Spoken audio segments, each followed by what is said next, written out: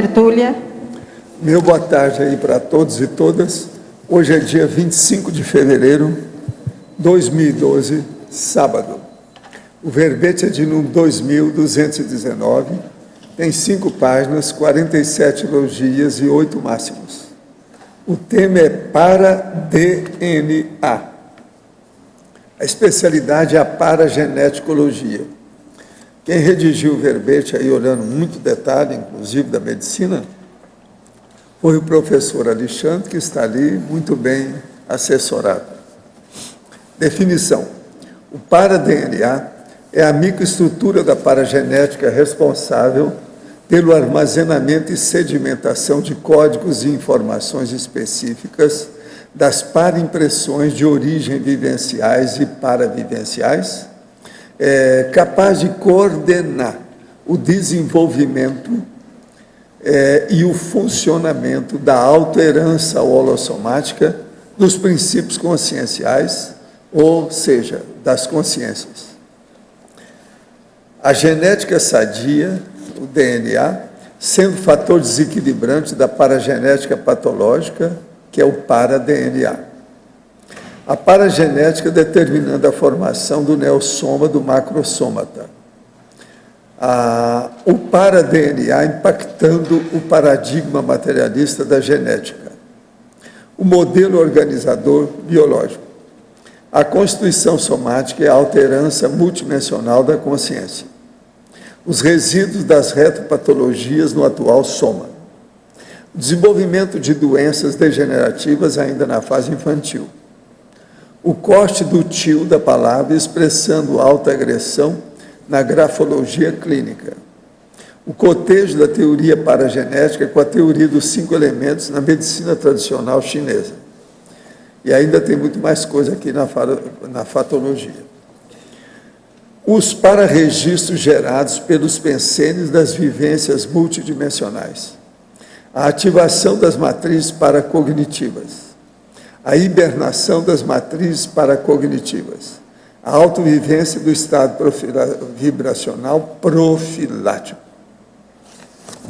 Agora, nós temos aí na argumentologia o tópico da caracterologia com 20 características relacionadas ao histórico etológico, paraetológico e holobiográfico da consciência, importantes para serem estudados e ampliar o entendimento quanto a possíveis ações do para-DNA ao longo da série X. Na remissologia, nós destacamos, entre os 15 verbetes, esses 5.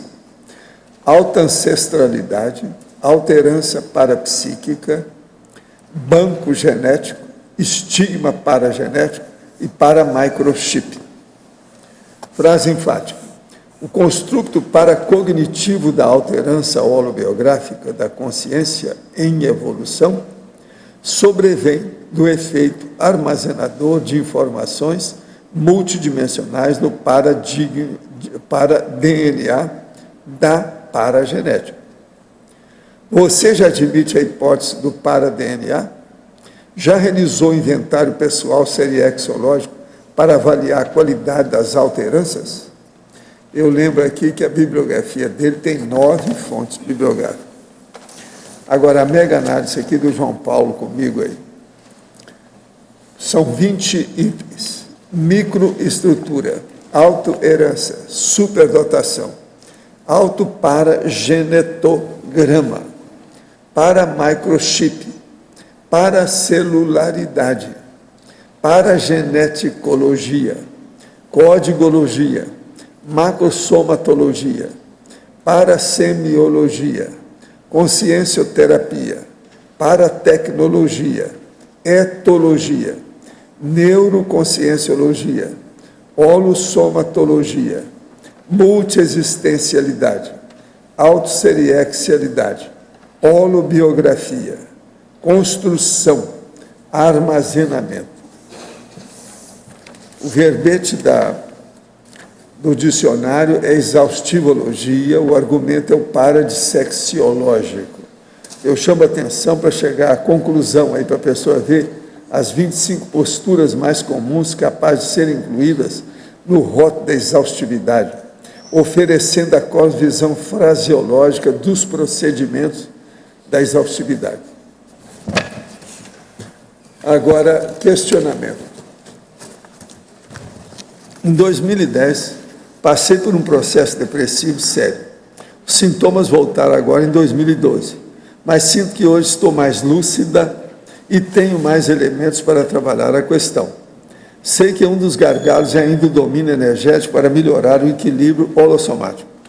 Entretanto, tenho sérias dificuldades com a prática do EV. Não sinto nada ao manipular energias e quando participo de oficinas que envolvem trabalhos energéticos, há dois, o feedback de pessoas experientes é que o meu EV é fraquinho. Li sobre dificultadores da prática do EV e verifiquei que podemos ter chakras bloqueados. Como perceber isso se não percebo a circulação de energias? Qual seria a dica para deslanchar em relação ao EV? Olha, o melhor é você trabalhar em tudo quanto é curso que tem a parte prática de movimento do EV, estado vibracional. Você é casca grossa, tem que sair dessa. Você consegue, é só querer. Decida, determine, tenha intenção, você vai longe. Agora, é bom participar de curso. Você tem que entrar em contato com grupos que às vezes vai te ajudar. Há 2 dias decidi fazer limpeza geral na casa para eliminar os bagulhos energéticos e impulsionar minhas resistências. Após jogar muita coisa fora, senti que o ambiente melhorou, mas passei a dormir muito mal.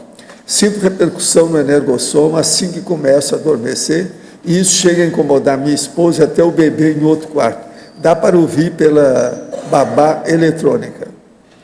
Fiz a blindagem dos quartos e faço EV antes de dormir e durante a noite. E pensei que seria o suficiente para resolver o problema. Posso estar me auto-assediando? O senhor poderia me ajudar na questão? Sim. A primeira coisa é o seguinte, você tem que fazer higiene consciencial. Esquece isso, não dê valor, minimize. E não faça devaneios a respeito dessas coisas. Esqueça de uma vez. Você limpou a casa, mas não limpou as energias gravitantes na sua cabeça. Se você tem aí perto de você alguém que sabe fazer o arco voltaico, pede para fazer diretamente na sua cabeça. O arco voltaico vai ajudar você nisso aí. Agora, gente, eu estou aqui com as pontuações do acoplamentário, período, 9 anos, de 21 de fevereiro de 2013 a 24 de fevereiro de 2012. Participantes, 5.258 consciências. Gênero, 58 mulheres, 42 homens. Até que não está muito diferente isso não. Turmas, 98 cursos realizados, com a média de 54 participantes. Lá, entre participantes e a tripulação, cabe 63 pessoas. Foi assim que nós fizemos. Publicações, manual do complementário e 3 artigos na revista Consciência. Equipe, 20 EPICONs, 3 coordenadores e 25 monitores. Olha, as publicações de vocês é uma vergonha. 3 publicações, 4 em 9 anos, é muito pouca coisa. Gráfico, comparativo entre o número de turmas e quantidade de participantes. Aqui tem tudo. 2011 parece que está das mais elevadas, aí foi 2011. Agora 2002 já está começando sério. Já tem, o ano passado foi 673 pessoas, esse ano já tem 126 até agora. Agora esse é a Lilian Zolé, o Flávio Bononato e a mim Lascani. Agora, ó, eu quero saber de mais publicações a respeito do complementar por parte de vocês. 9 anos, 4 publicações, estou morrendo de vergonha por vocês. Agora, ó, eu estou aqui com o Residencial Chalés, que tem lá fora, lá um showroom. Essa pode ser a sua residência proexogênica. Áreas para expansão do chalé do CEEC. Tem 20 chalés disponíveis para pesquisador. Agora não tem 20, acho que tem uns 5 só, né? Que já passaram uns 15, né? É isso? Agora, tem as condições gerais de tudo que está falando aqui, etapas para inscrição na fase 2 da implantação do Residencial Chalés e entre em contato com o CEEC, através das informações que tem lá fora. Quem se interessar, é só ir lá e dar uma olhadela a hora que acabar a terceira. tem lá uma banca, lá, um processo, como se fosse né, para atender a turma toda. Agora, ó, eu vou entregar aí o professor Alexandre a vocês. Alexandre, quem é que vai? Aqui, na página 56, parafatologia. Os 2 itens, por favor, ativação das matrizes e a hibernação das matrizes paracognitivas. Você pode, por favor, dar uma expandida? Olha, essa ideia da ativação das matrizes paracognitivas veio de uma experiência do curso de Diretrizes da ProEx, que foi a mola mestra propulsora aí da formação do Colégio Invisível, né? E foi uma experiência de parapercepção que eu tive durante o curso do paragenograma pré-ressomático, da técnica do paragenograma pré-ressomático. E o que eu percebi nessa experiência, né, nessa técnica, é que havia algumas matrizes paracognitivas de para-DNA que elas poderiam ser ativadas ou hibernadas, de acordo com a necessidade proexológica da consex ressomante. Então, por exemplo, haviam condições que a pessoa tinha um desenvolvimento a ser realizado, um trabalho a ser realizado na atual vida dela, e ela precisava de ativação de alguns trafores para o desenvolvimento de um trabalho de interassistência pessoal e grupal. E essas matrizes elas eram ativadas baseadas em paratecnologia extrafísica, né? Então haviam essas ativações energéticas em campos magnéticos, né, do paracérebro, para que essa consciência viesse ressomando com uma condição mais potencializada. E as matrizes paracognitivas hibernantes foi uma visão exatamente o contrário. Às vezes a consciência tinha algumas informações que ela não podia acessar na próxima ressoma que ela teria, por uma questão até de atrapalhar o processo evolutivo dela ou gerar autoassédio. Então é como se houvesse uma criptografia dessas matrizes. Seria bom você lembrar aí também que tem um aspecto seríssimo nisso, que é o chamado trancamento da mediunidade, feito pelos espíritos, umbandistas, quimbandistas, esse povo todo. Esse tranca o negócio para tudo, tudo fica, como você está falando, hiberna, tampa tudo. Isso tem jeito de reverter o processo, mas sempre é bom falar nisso.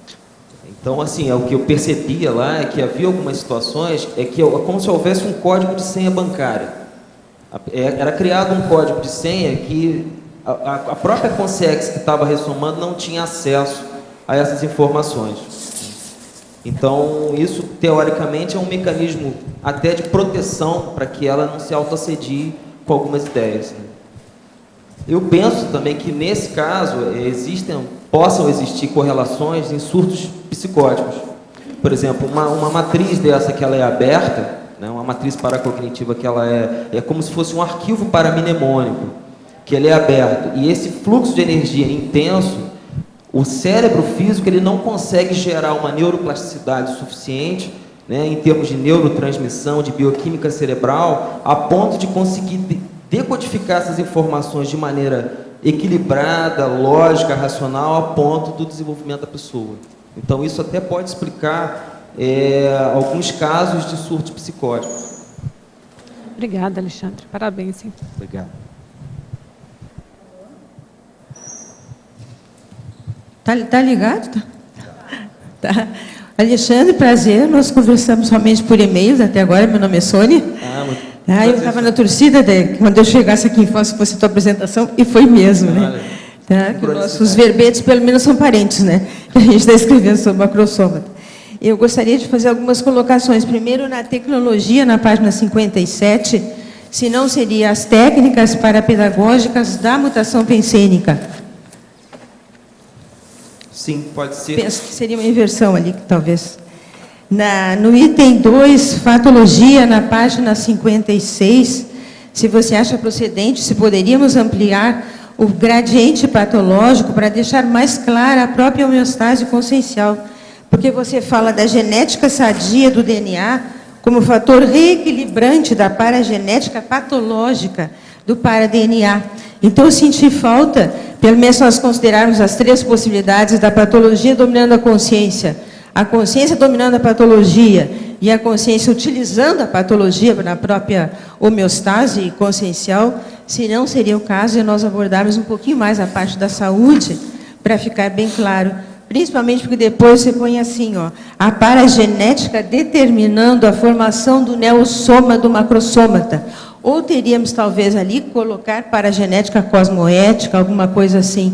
Não sei como é que você vê isso, mas eu senti falta de que ficasse um pouquinho mais clara a parte da homeostase, mesmo quando no domínio da própria patologia, né?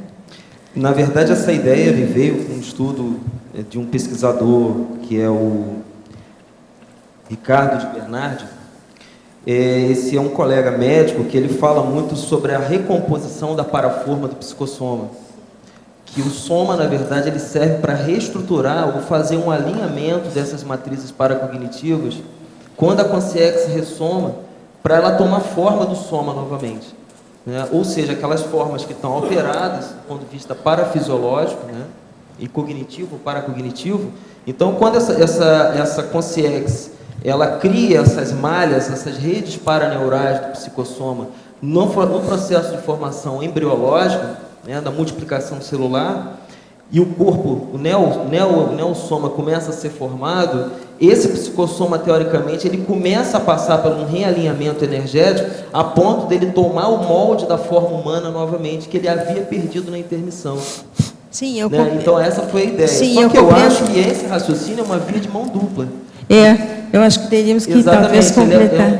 É um raciocínio de mão dupla. Da mesma forma que o soma ele reequilibra o DNA, reequilibra o para-DNA também reequilibra o DNA. E principalmente quando você faz a relação ali com as matrizes paracognitivas. Exatamente. Porque o fato da pessoa permanecer mais na extrafisicalidade, a própria saúde do para-DNA vai melhorar também, né? E vai influir na ativação de matrizes que você colocou ali, né? Sim. Achei bem interessante aí o aspecto.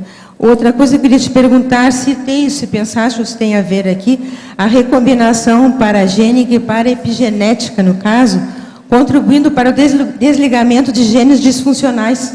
Então, entraríamos numa paraepigenética, né? Que Sim. poderia, de acordo com a metodologia da consciência, também trazer aí mais homeostase, né? E o outro aspecto é no verbete que você mesmo citou, que eu acho bem relacionado, que é da tendência genética, com as neossinapses que fossem, aí seria no item neossinapsologia, que fossem derivadas de parasinapses inatas, e as sinapses e as parasinapses construídas de uma forma mais interativa, mas a partir de parasinapses inatas. Certo. Em relação à questão da epigenética, né, o que a gente tem visto é que tem várias... A epigenética ela vem trazendo conceitos para quebrar um pouco o excesso de ortodoxia da genética convencional. Exato. Né? E assim, eu tenho usado a epigenética para conseguir compreender alguns mecanismos de ação da homeopatia, por exemplo, das terapias energéticas. Por quê? Porque como ainda é muito... Existem falhas metodológicas, né, no processo de explicação desse tipo de terapêutica. A epigenética poderia ser um mecanismo que explicasse bem esses raciocínios em termos de sobreposição de campos mórficos, né, ou campos morfogenéticos, que foi muito bem defendido por Sheldrake, né? Sem dúvida. Não sei também se o autor vê lógica na analogia entre as bases químicas do DNA e as bases paraquímicas cosmoéticas do para-DNA. Talvez se pudesse abordar alguma coisa nesse sentido. Com certeza. Era isso, obrigada pelo verbete. Agora, Alexandre, aqui eu queria que você pensasse aí, se você quiser, eu acrescento, aí na teoriologia, olha aí.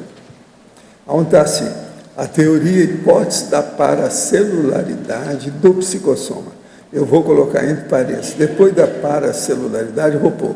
É a parasitologia, que eu já escrevi muito sobre isso. Pode ser?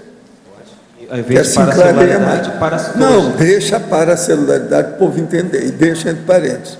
Parasitologia, porque é essa que eu uso. Agora, ó, para você. Ao verbetógrafo Alexandre, qual é a interação existente entre a FEP e o para-DNA?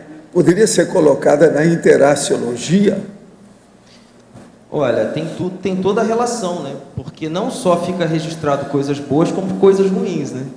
Então, assim, o que a gente quer nessa existência, pelo menos é o meu desejo consciente, é melhorar a minha ficha evolutiva pessoal e impregnar o meu para-DNA com atributos cosmoéticos evolutivos para que na próxima vida eu tenha uma condição de vida melhor, né? Então, assim, eu acho que a FEP tem tudo a ver, o Código Pessoal de Cosmoética, né? E a melhoria e as reciclagens intraconscienciais que a gente se predispõe a fazer no sentido de melhorar evolutivamente, né? Então, eu acho que tem toda a relação. Poderia detalhar melhor os itens da efeitologia, página 57, que são muito interessantes? Efeitologia. Todos os itens? Ele está falando melhor os itens. Poderia detalhar todos, se você puder. Olha... Efeito é para essa hora, né? Está criando efeito. Bom, vamos começar então pelo primeiro, né? De preferência. Os efeitos da autopesquisa em relação à reciclagem do para-DNA, isso é bastante lógico. Você está falando para o doutor lá de Curitiba, que escreve todo dia, o Dória. Ótimo, colega, então. É o Eduardo Dória, ele escreve todo dia. Tá? É um prazer responder. O efeitologia, por exemplo, da autopesquisa, o que é autopesquisa? A gente se auto-olhar, não é verdade? E conseguir se auto-mapear em termos de auto-paragenograma, no sentido da gente descobrir trafores, trafares e trafais, no sentido da gente melhorar como pessoa, como consciência. Me permite um comentário?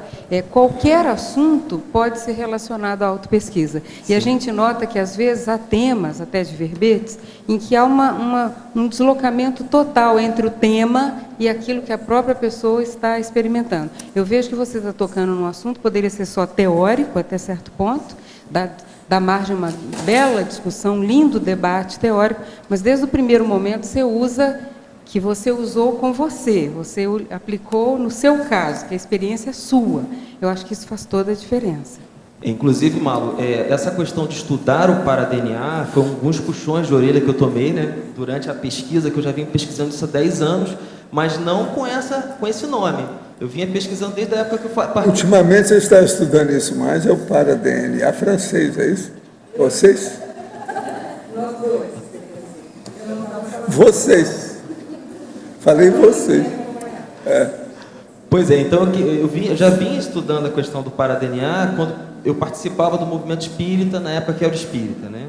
Mas só que eu não tinha essa nomenclatura técnica de ciência, né? Porque a gente não fala em ciência dentro do espiritismo. E quando eu cheguei ao CAEC em 2003 foi quando eu cheguei aqui, né?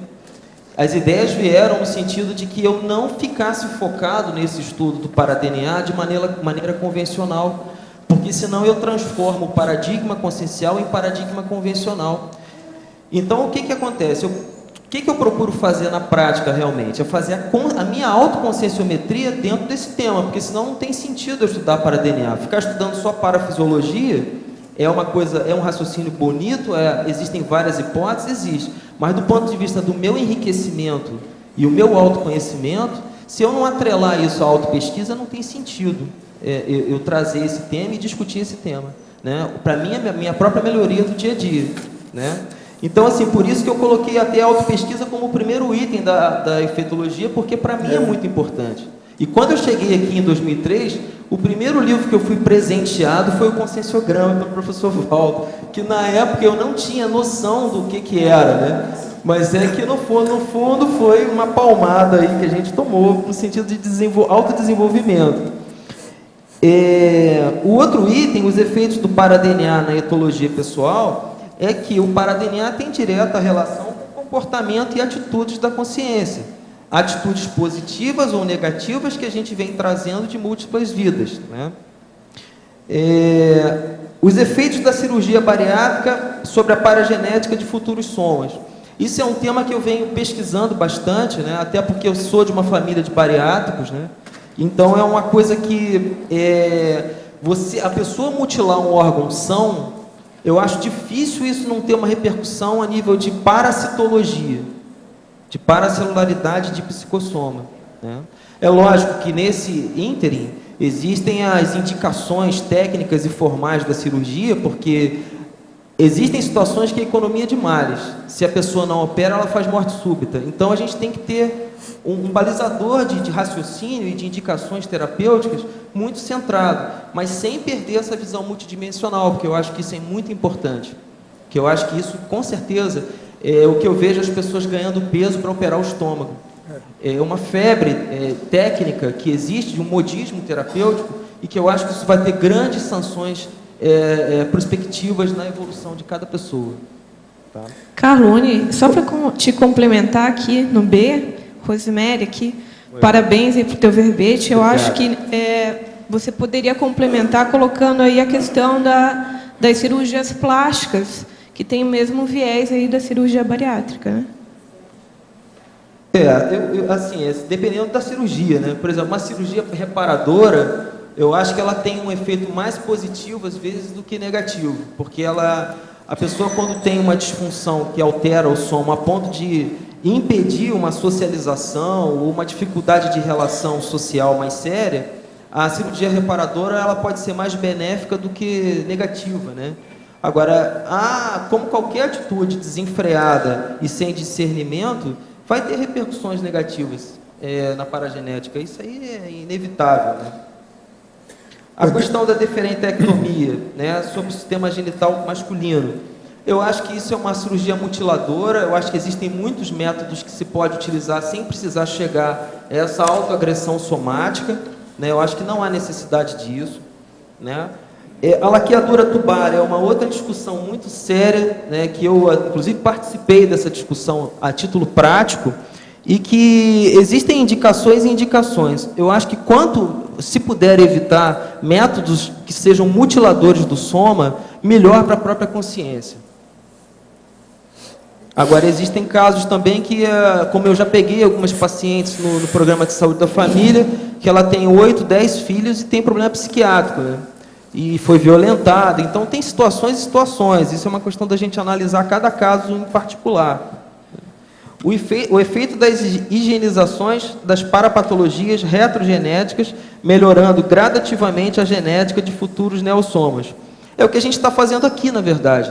Pelo menos é o que eu estou fazendo aqui na conscienciologia, e estudando e me auto-pesquisando. Para quê? Para que eu consiga limpar as minhas parapatologias, para que o meu próximo soma venha numa condição melhor. Eu venha com mais lucidez, com mais autodiscernimento e até como inversor, né? Uma condição de inversão existencial, para poder agilizar o meu processo evolutivo. Eu quero explicar que FEP, F-E-P, é a ficha evolutiva pessoal. Não é Federação Espírita Portuguesa, não. Que uma vez o cara veio me perguntar, o que a federação tem que ver com isso aí? Agora, outra coisa, mais uma pergunta. Poderia ampliar o cotejo da teoria paragenética com a teoria dos 5 elementos da medicina tradicional chinesa? Está na Fatologia, página 56, 7ª linha. Bom, a medicina tradicional chinesa, ela divide a consciência, né, de maneira holossomática em 5 elementos. Quais são esses elementos? É fogo, terra, metal, água e madeira. Então, cada elemento desse, na medicina mais antiga dos chineses, né, eles têm uma característica de constituição e uma característica fisiológica e parafisiológica específica.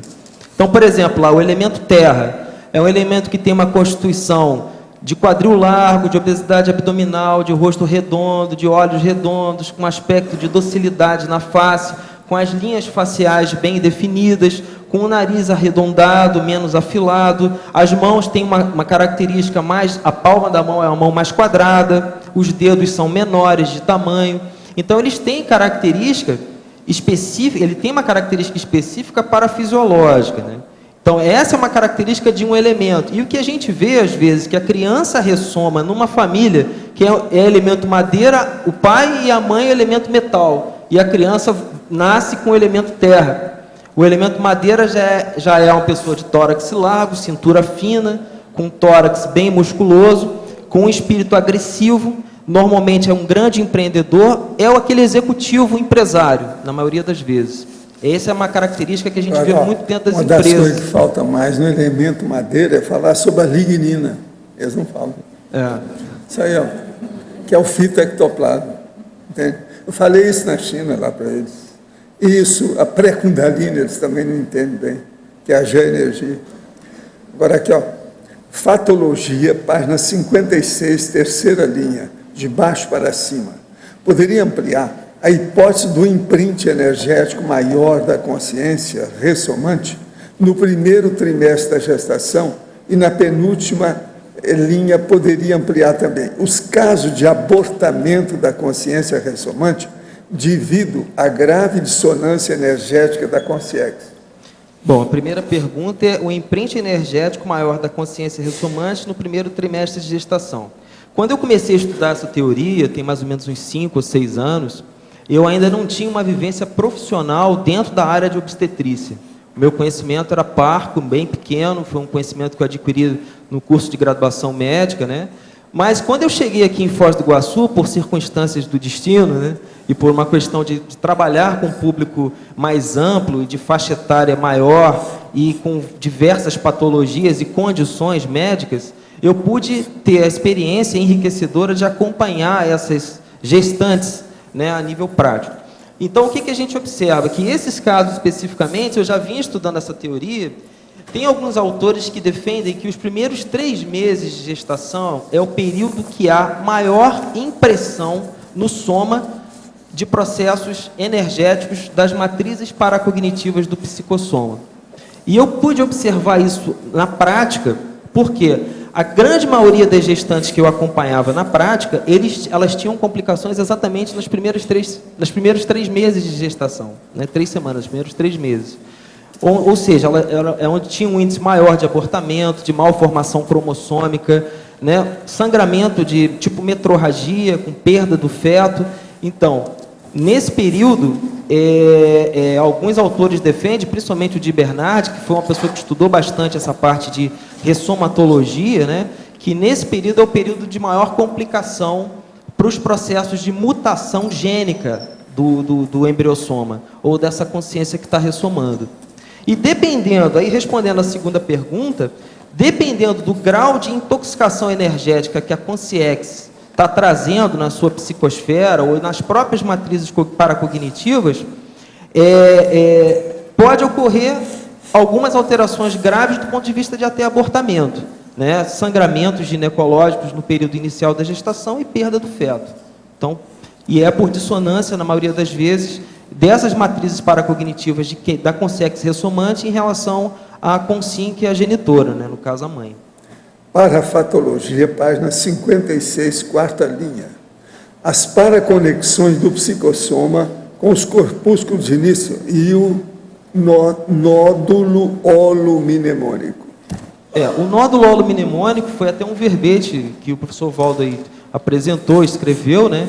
Que é essa capacidade de voltar no tempo, né? Voltar fazendo uma retrocognição e tendo a consciência tendo contato com paratraumas dela ou com experiências negativas que ela viveu.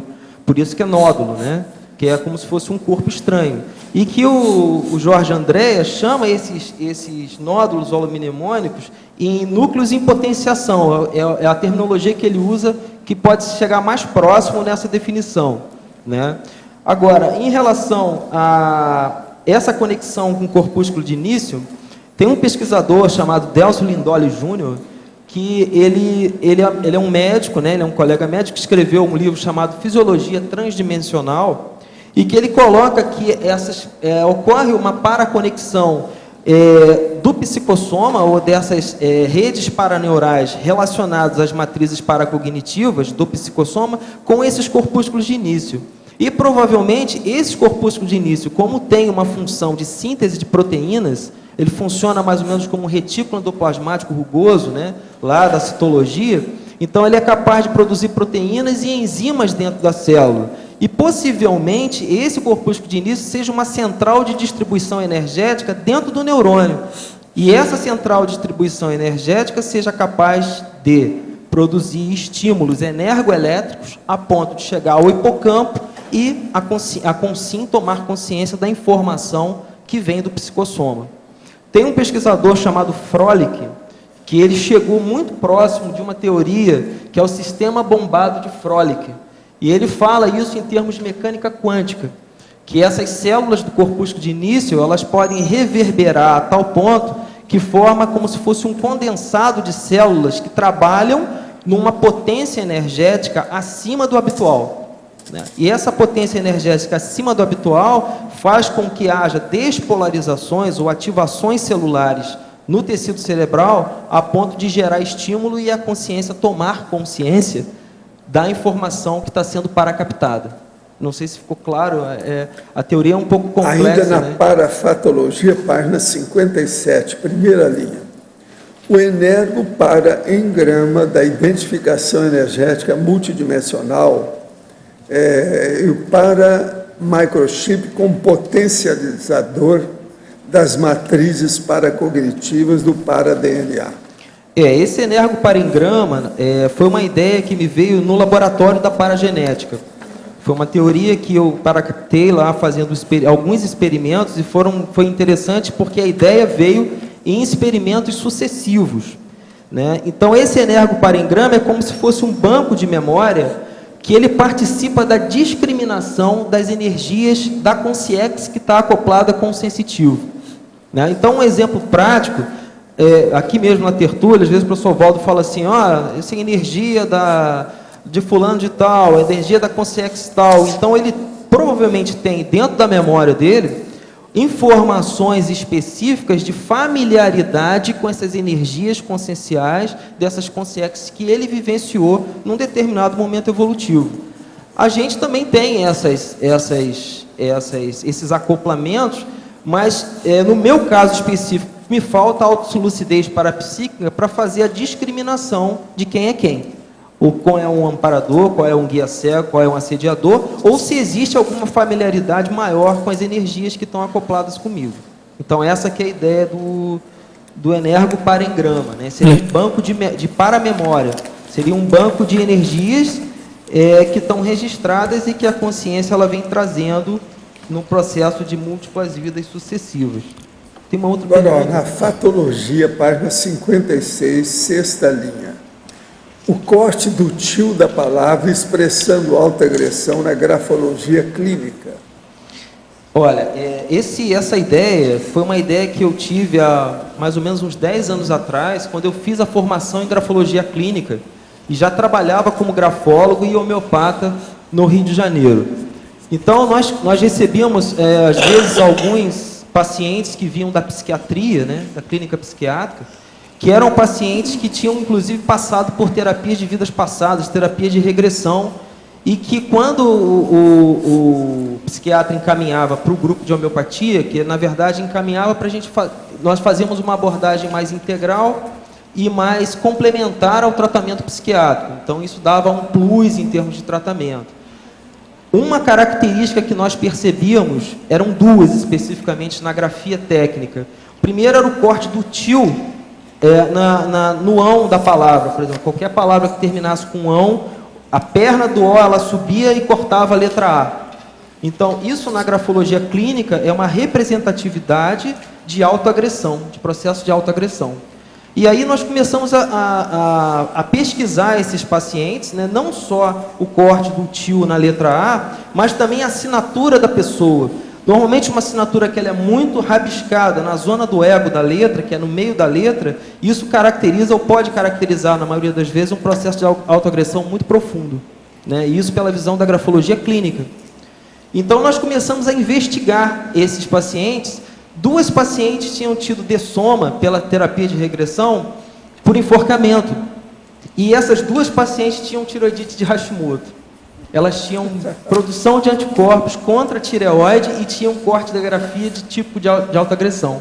Então, esse trabalho, infelizmente, eu não pude continuar, porque foi exatamente no período que eu estava vindo para Foz, eu não pude dar sequência nessa pesquisa, mas é um campo de pesquisa fascinante nesse sentido. E uma outra característica foi o método de Kampfer, que a gente utilizava muito, que é a grafia ao microscópio, que a gente coloca a grafia, o paciente escreve numa folha de papel ofício, em torno de 20 linhas, uma redação comum, com uma caneta esferográfica azul ou preta, e essa grafia a gente leva ao microscópio e a gente consegue identificar traços de cancerinismo, ou seja, traços de tendências naturais ao câncer. né? Esse método está fundamentado por um pesquisador chamado Kampfer, né? Que foi, ele trabalhou no hospital de oncologia, se não me engano, na Universidade de Liverpool, e ele veio trazendo essas informações, e ele começou, o que ele começou a observar? Como ele era grafólogo, todos os pacientes que morriam de câncer, ele botava a grafia no microscópio, e ele começou a observar que praticamente 100% dos pacientes que morriam de câncer tinham os sinais do cancerinismo na grafia. E aí ele começou a estabelecer uma teoria, que é a teoria de Kampfer. Eu tenho um livro aqui, quem tiver interesse, ele está aqui. É muito interessante.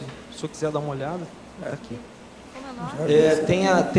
Tem inclusive a foto do método de Kampfer, o que a gente encontra na grafia com essas tendências.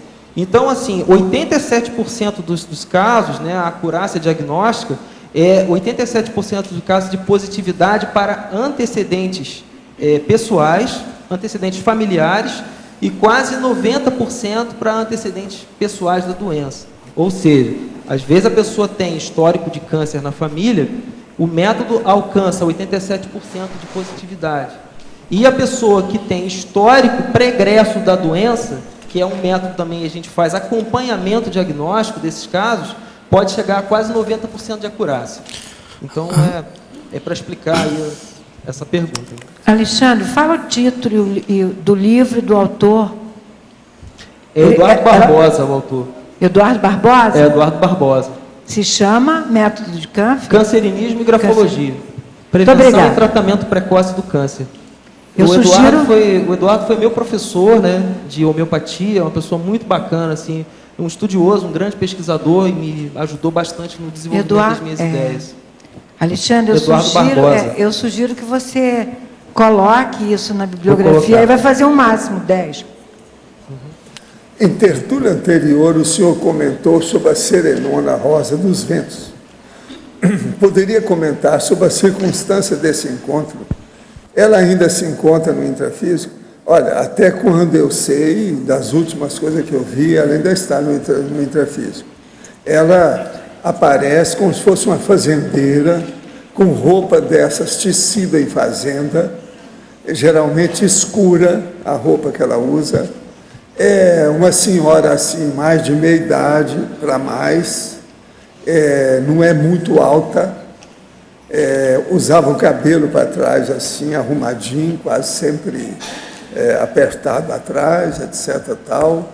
Agora, você olhar para ela e ver que era uma mãe fazendeira. De modo geral, é isso. Alexandre, na letra B, eu queria entender se você pesquisou um pouco do para-DNA relacionado com o fenômeno da personalidade consecutiva. Eu queria que você explicasse um pouquinho o que determina que alguns comportamentos, alguns gostos, tendências sejam passados e outros não. Na verdade, o que eu penso sobre isso, né, eu andei dando uma lida em algumas coisas, não fiz uma pesquisa profunda sobre esse tema, tá? A minha abordagem ela foi um pouco diferente dessa, mas vale a pena a pesquisa, né? Eu acho que o processo da personalidade consecutiva tem relação direta com a lei de afinização paragênica. A consciência volta para aquele mesmo grupo por afinizações, né? Então, ela dessoma de uma maneira precoce ou não precoce, fica num período de intermissão pequeno e ela ressoma naquele mesmo grupo por uma das condições que eu acho que tem a ver é a afinidade paragênica. Né? Então, acho que é por afinidade mesmo de histórico pessoal, ou para história, ou holobiografias, né, que estão conectadas com aquele grupo karma. Alexandre, no B também, nesse verbete para DNA, eu fiquei interessado em saber, pensando no presente e futuro, como que eu faço para imprimir no meu para DNA construtos, ideias de lucidez, maturidade, cosmoética, para que, com o passar do presente e futuro, eu tenha mais isso. Como que eu faço para imprimir isso? Eu acho que todas essas técnicas que a gente está insistentemente fazendo aqui no dia a dia, eu acho que isso aí já é um processo que vai gerar isso. O processo, por exemplo, das dinâmicas, de laboratório, de leitura, de estudar processo evolutivo. sabe? Você estudar o processo evolutivo. Eu acho que isso é um diferencial, é um marco que vai imprimir no nosso para-DNA uma lucidez evolutiva e multidimensional que nós vamos levar para vidas futuras. Lógico que cada vez mais a gente vai ampliando isso. E quando eu penso para-DNA, não penso só na dimensão intrafísica. Eu penso na dimensão, em várias dimensões, inclusive na próxima intermissão, né? Na definição você coloca que é o armazenamento e a sedimentação de códigos e informações. Esses códigos, por exemplo, o código pessoal de cosmoética, código grupal de cosmoética, eles podem ter uma força a ponto de imprimir isso no para-DNA? Por exemplo, a condição do pentátulo duplista. É uma condição de impressão de para-DNA. A partir do momento que você tem uma dupla e que você desenvolve aqueles 5 itens do verbete, aquilo é uma condição de potencialização de para-DNA. Porque 1, 2 são muito mais potentes do que 1, do ponto de vista da interassistência e da autolucidez, né? Da autocoerência, de tudo isso. Então, essa é uma das características que eu vejo, né? E tudo que a gente vem estudando, eu acho que é uma grande oportunidade para a gente se desenvolver e melhorar a nossa paragenética. Uma última questão que você fala aqui são para impressões de origem vivenciais e paravivenciais. Me dá a entender que a repetição dessas vivências é que geraria maior impressão, né, marca nesse para-DNA. Mas é possível uma única vivência que seja forte o suficiente, capaz de marcar o DNA? Sim. É possível? Se a gente pensar, por exemplo, que a holomemória pode seguir um modelo estereogramático, de estereograma, eu acho que sim. Eu acho que sim. Porque se a gente pensar que existem paracamadas dentro dessa estrutura, que o estereograma é exatamente as paracamadas, e uma vivência mais impregnada de emoção, ela vinca mais do ponto de vista de energia, e ela faz a maior disfunção desse para-DNA, possivelmente uma única vivência é capaz de gerar essa condição. É bem provável. Alexandre, aqui no ar.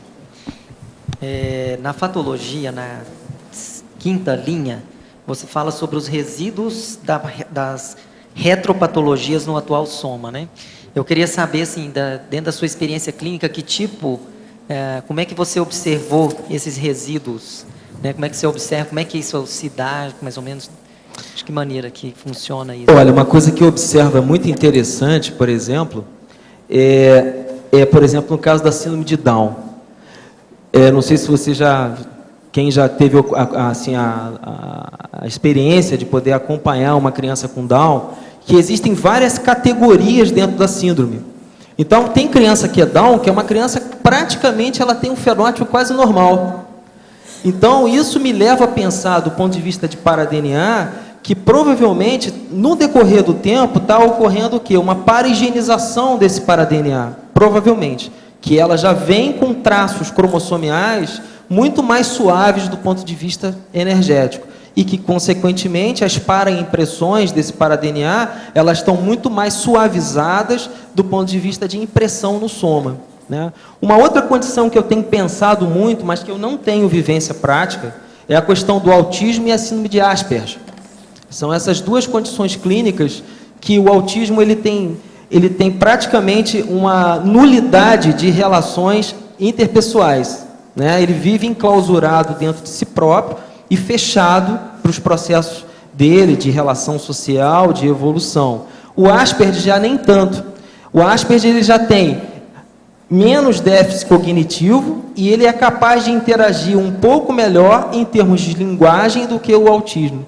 Então, possivelmente, o Asperger pode ser uma derivação, né, de uma limpeza de uma carga paragenética que essa consciência vem trazendo. Então, esses dois exemplos que eu poderia te citar, assim, que me faz pensar nesse sentido. E quando eu penso em locos menores, eu não penso só em soma, eu penso em holossoma. Eu não penso só em soma. No soma a gente tem algumas fragilidades que são da tipologia, né? São do tipo de cada pessoa. Tem pessoas que têm, por exemplo, fragilidade digestiva, tem gente que tem fragilidade cardíaca, tem fragilidade pulmonar. Mas quando eu penso em locos menores, eu penso em termos de holossoma, né? Não só soma, mas psicossoma, energossoma e mentalsoma. Alexandre, alguns comentários e também assim, sugestões que eu queria dar, além de dúvidas, muitas. Essas técnicas de fixação que você comentou, uma delas eu considero que o livro é isso. Porque o livro, ele além de ser escrito e ele sai do seu paracérebro, ele é parte de você, ele é parte da sua identidade. Você nunca vai perder a identidade em relação àquele livro.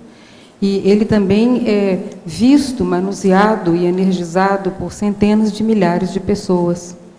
Então, essa energização coletiva, em torno disso, das ideias que ali estão, se elas são cosmoéticas, produtivas, remissoras, que se elas estão patrocinando terapêutica ou profilaxia para alguém, devido à carga interassistencial que aquilo tem, é muito forte na sua paragenética.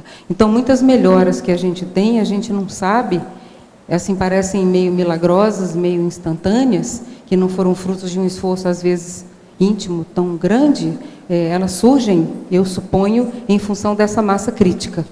Então, acho que as técnicas de fixação, dentre as técnicas de fixação, o livro, o verbete também cai nessa categoria, mas o livro mais, devido ao manuseio e ao acréscimo que as pessoas fazem das suas para-identidades ali dentro daquela identidade inicial que foi a sua. Então, você começa a ser uma obra coletiva. A sua paragenética, ela começa a ser meio que uma obra coletiva em função da assistência criada. Eu também ia te sugerir a expressão, o professor Valdo abordou agora há pouco, a questão do trancamento do parapsiquismo, né? Eu usei uma expressão para isso, chama lobotomia parapsíquica, que eu coloquei no síndrome do estrangeiro. E acho que na sindromologia poderia entrar a síndrome pelas dezenas de referências que eu vejo aqui em relação à síndrome. Eu próprio posso dizer, eu não estudei ainda a questão da paragenética com a profundidade necessária no caso da síndrome do estrangeiro, mas eu sei que tem uma interação muito séria, que é uma relação muito profunda.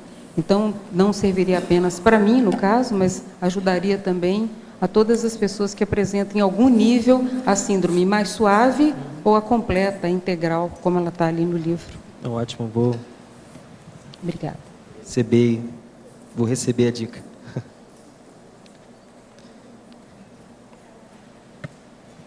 Aqui na letra D. Aqui. Gostaria que falasse mais em parafatologia, na quinta linha, no final, a reciclagem do para-DNA através da recim. Poderia falar mais a respeito?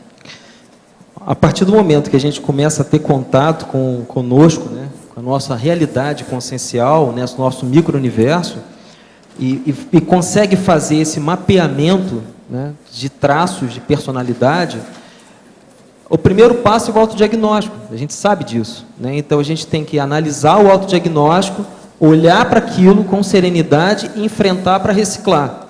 Então, a partir do momento que a gente entra nessa labuta consciencial, nesse trabalho consciencial, essas matrizes dissonantes que a gente vem trazendo de vidas passadas, né, que são processos difíceis de trafarra, essa coisa toda que todo mundo tem, a gente começa a mexer com essas questões. Só o fato de a gente tomar consciência disso, eu acho que a gente já está fazendo para-higienização.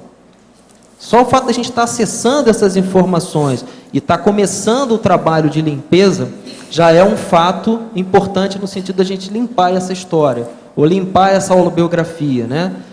Aí tem a técnica lá do nosso colega lá, o Djalma, o professor Djalma, que é a técnica do inventário, né, do inventariograma, que é uma técnica que é utilizada, né? A proposta da própria Conscius, no sentido de a gente se olhar ali dentro de como a gente está evolutivamente, ou fazer a prodometria evolutiva.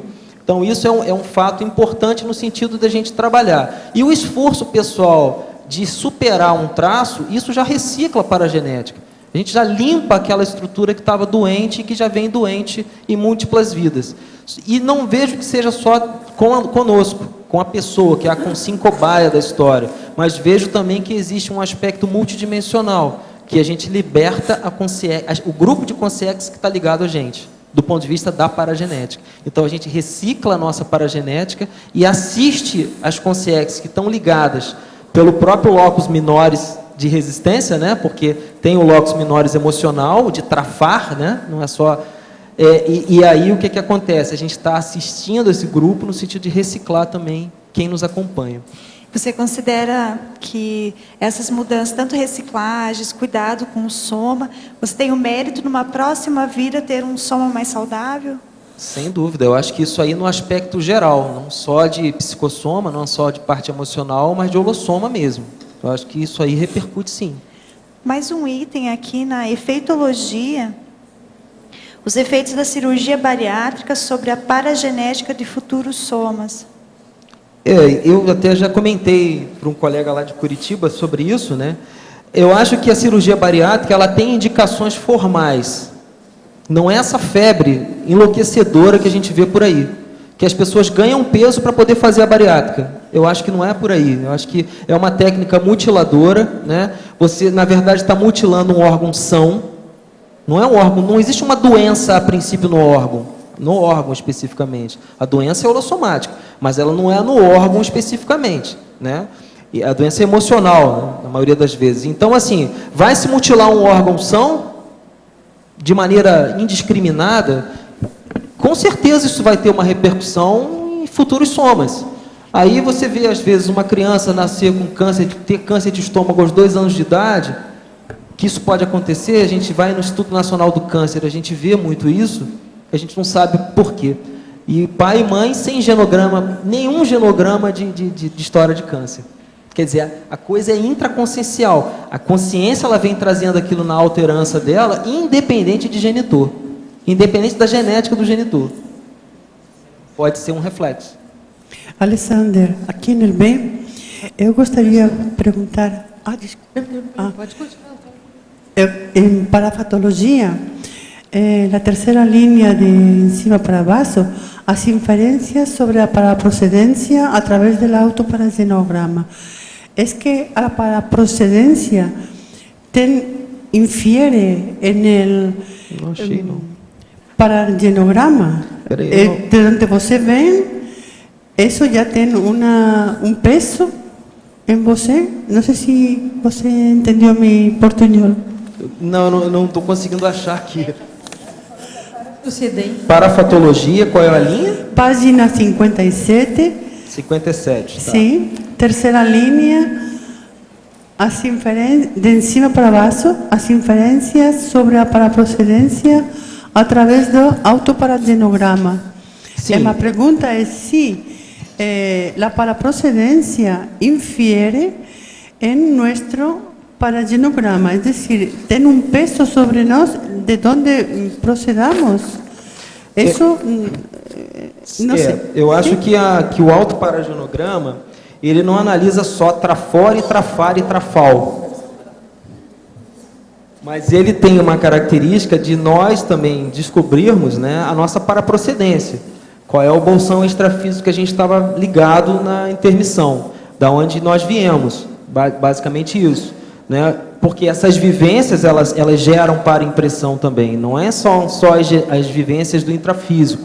Né? Então, as vivências da intermissão, elas são geradoras de para-impressão, né, de holomemória. Então, com essa autoinvestigação, esse inventário holossomático que a consciência faz do ponto de vista da autopesquisa, a gente poderia conseguir acessar essa paraprocedência, fazer inferência a essa paraprocedência. Entendeu? Alexandre, aqui, você está funcionando, tá? Ok? Tá. Se possível, se fizesse uma relação entre o estigma paragenético, que está colocado no verbete, e a relação entre a homeostase e a patologia do para-DNA. O estigma, na verdade, ele é uma para-impressão de para-DNA. Ele vem registrado, na maioria das vezes, nesse para-DNA de múltiplas vidas. Agora, depende do estigma, né? Tem vários tipos de estigma. Né? Ele não iria influenciar na descriptografia do código genético? A pessoa tendo a lucidez desse estigma e a origem dele, poderia auxiliar nesse conhecimento? Né? Poderia sim, poderia sim. Eu acho que poderia sim. Alexandre, dentro do que a Sônia perguntou, que eu queria entender é assim. A psicologia entende que o trauma, ele se mantém relacionado com a dose, a quantidade de tempo que a pessoa vivenciou determinada situação traumática e mais algumas vulnerabilidades que ela tenha passado na infância. Como é que tu entende que o trauma passa de uma vida para outra, como na pesquisa que você falou de a pessoa ter sido enforcada? O que tu entende que determina que em algum momento a pessoa passe? Eu acho que é o teor emocional de como é. Se a gente for pensar que o Groff já estudava isso em termos de matriz perinatal básica, né? O Groff foi um dos psicólogos transpessoais que defendeu muito essa ideia da formação dessa matriz perinatal, que é os traumas de parto. Mas ele ficou nisso. A paragenética é muito mais do que isso. Ele ficou muito na superfície, né? Ele não aprofundou essa teoria. Então eu vejo assim, emoção, ela vinca. É a maneira como eu entendo. A emoção, quando ela é carregada demais, ela vai vincar nesse psicossoma. E vai vincar nessa parasitologia. Tem a outra coisa. Cotoveloma. Pois é. Agora, o processo todo é o psicossoma. Psicossoma. É o que fixa tudo. É o que fixa. É o que a gente vê. Agora, a respeito do verbete do dicionário, poderia fazer alguma diferenciação cosmoética da exaustividade benéfica, da exaustividade maléfica, no caso que seria o toque? Sim, não há dúvida que é isso. Por exemplo, eu vivo falando aqui, já falei várias vezes, tem gente que acha que eu sofro do toque. Agora, são os bobocas, esse é que deve sofrer. Então, é um processo de cotoveloma aí também. Por quê? Eu não sofro com nada disso, eu sou organizado dentro daquilo que eu posso, só isso. Isso é exaustividade, até um certo ponto. Então, por exemplo, essa é a minha técnica de desarrumar arrumando. Não é todo mundo que é assim. Isso é exaustividade. Então, vamos entender o que é exaustivologia. Agora, o toque é a vovozinha, né? Eu não sofro nada com isso. Né? Ó, sem problema. Outra coisa, o que é interessante no toque é o seguinte, é que é o povo que tem o toque, que significa uma outra coisa, é aquele povo que faz assim, que dá o toque. Isso aqui é interessante, a conotação sem querer, ela existe para certas pessoas, entende? Com o toque. Aí esse toque que eu estou falando é o toque T-O-Q-U-E. Né? Agora, para você, parafotologia, página 57, terceira linha de baixo para cima. As inferências sobre a paraprocedência através do autoparagenomograma. Genograma. Poderia expandir? Você já andou falando, mas esse aqui é outra pessoa. Está chegando agora. O autoparagenograma é o que eu acabei de falar há pouco tempo, né? Ele não serve só para fazer uma análise de trafor, trafar e trafal da consciência, mas ele pode ajudar na inferência também da paraprocedência. Qual é o bolsão que a Consim veio, quando era Consciex, no período pré-ressomático, na intermissão, e quais eram os grupos que ela estava conectada na intermissão, no extrafísico, né? Então, eu acho que essa técnica também favorece a ampliar a lucidez multidimensional. Professor Alexandre, já leu a obra de Stanley Keleman? O autor faz a correlação dos efeitos emocionais e as alterações das estruturas celulares. O professor está indo além. Você pretende escrever algum livro sobre o assunto? Sim. Eu preciso fundamentar bem metodologicamente e parametodologicamente essas teorias. Né? Algumas coisas eu estou conseguindo fundamentar. Outras ainda estão no terreno da hipótese, né? Porque o tema ele parece até a certo ponto mateológico demais, né? Às vezes muito abstrato. Mas o que eu tenho procurado fazer do ponto de vista metodológico?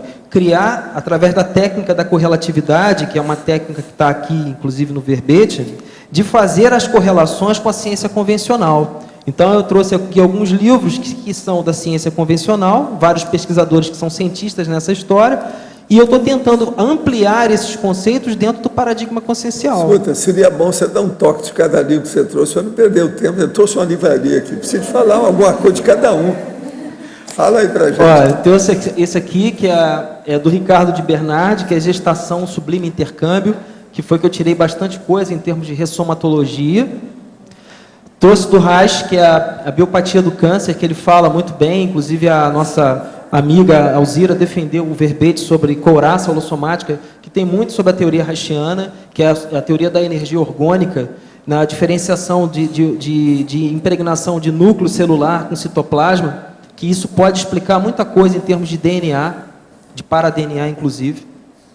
Tem a psicognomia, do Paulo Bultz, que é uma coisa que eu venho estudando também do ponto de vista da paragenética.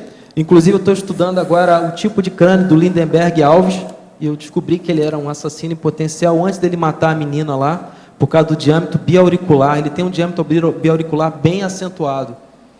Eu estava estudando a tipologia de crânio do Lindenberg, que eu acho que pode explicar, a psicognomia pode explicar.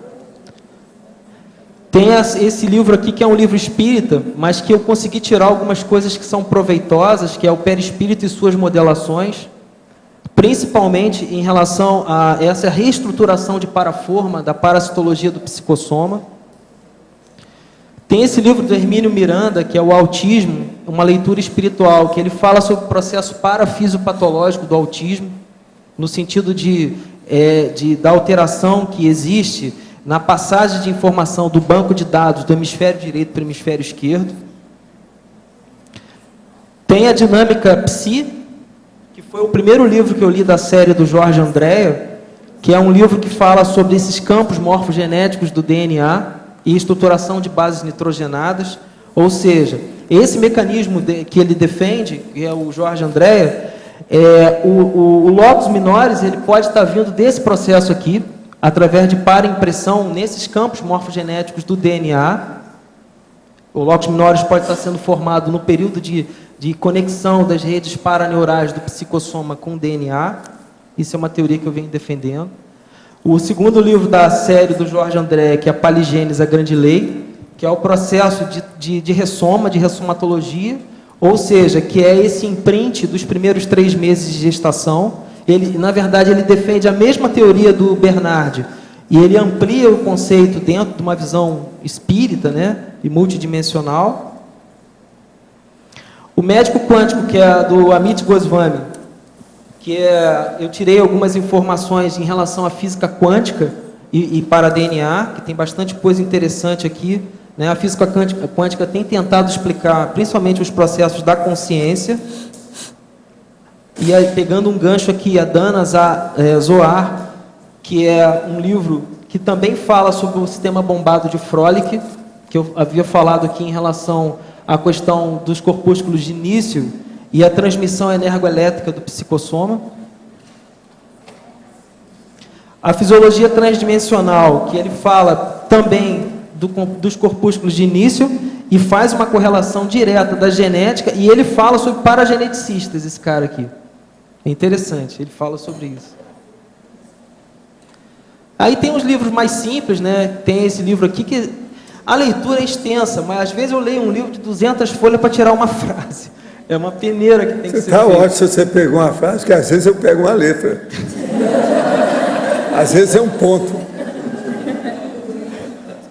Esses livrinhos aqui, eles são bem simplesinhos, mas eles sempre trazem alguma informação interessante, às vezes uma frase que você pode ampliar dentro de um conceito do próprio paradigma consciencial. Me ajudou.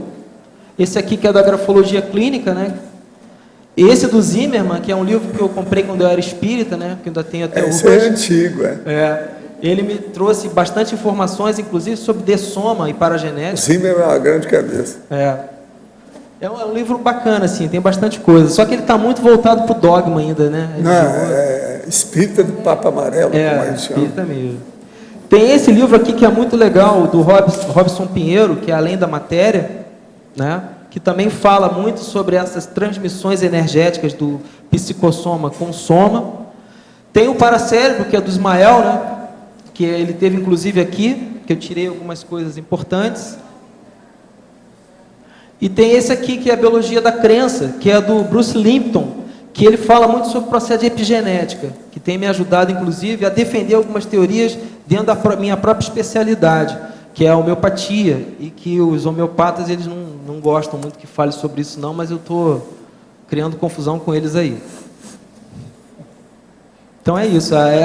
Foram alguns livros que eu usei. Eu li mais ou menos uns 50 livros para conseguir redigir esse verbete. Quer dizer, venho lendo no decorrer do tempo, né? Eu trouxe assim os livros que são principais.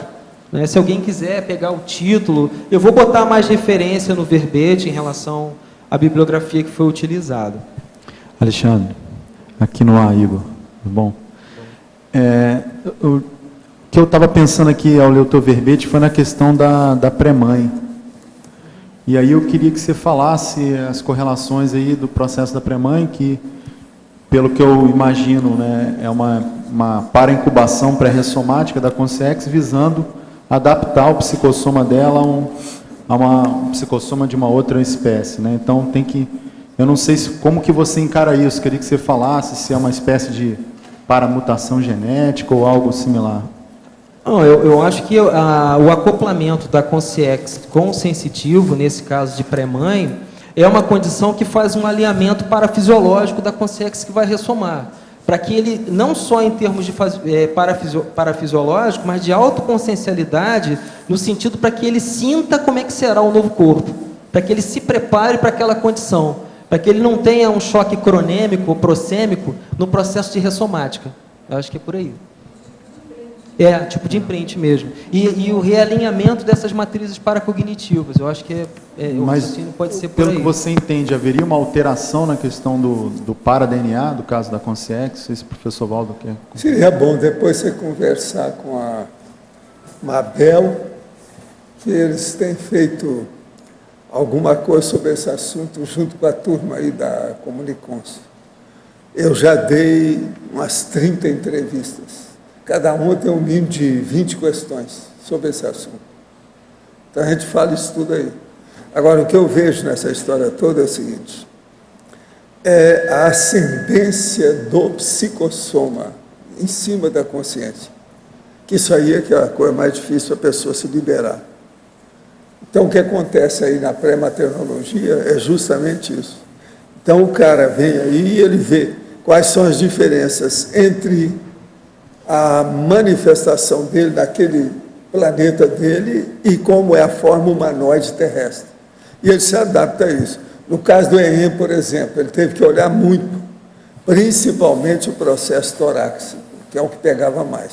Agora, isso pegava o laringochakra, pegava o tórax, pegava a respiração, os 2 pulmões e tudo mais.